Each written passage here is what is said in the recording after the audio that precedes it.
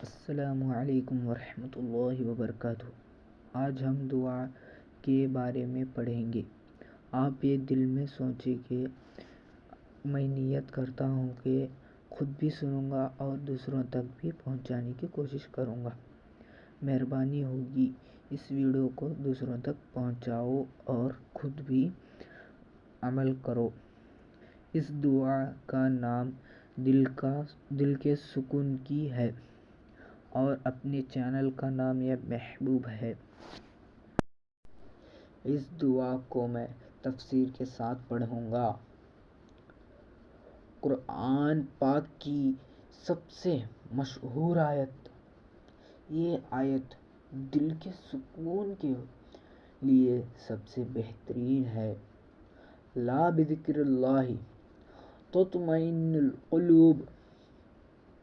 ترجمہ: یاد رکھو اللہ کے ذکر ہی سے دلوں کو اطمینان نصیب ہوتا ہے۔ سورۃ الرعد آیت نمبر 28 میں لکھا ہوا ہے۔ بہت سے علماء اور بزرگوں نے دل کے سکون اور پریشانی کے حل کے لیے ایسے درج ذیل طریقوں سے پڑھنے کا مشورہ دیا ہے۔ صبح و شام روزانہ 101 بار پڑھنا دل کو مضبوط کرنا ہے۔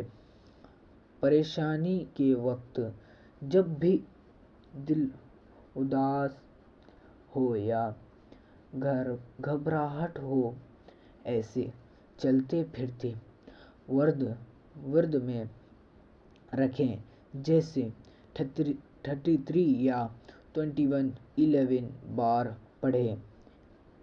بعض نماز ہر فرض نماز کے بعد 11 اور 7 بار پڑھ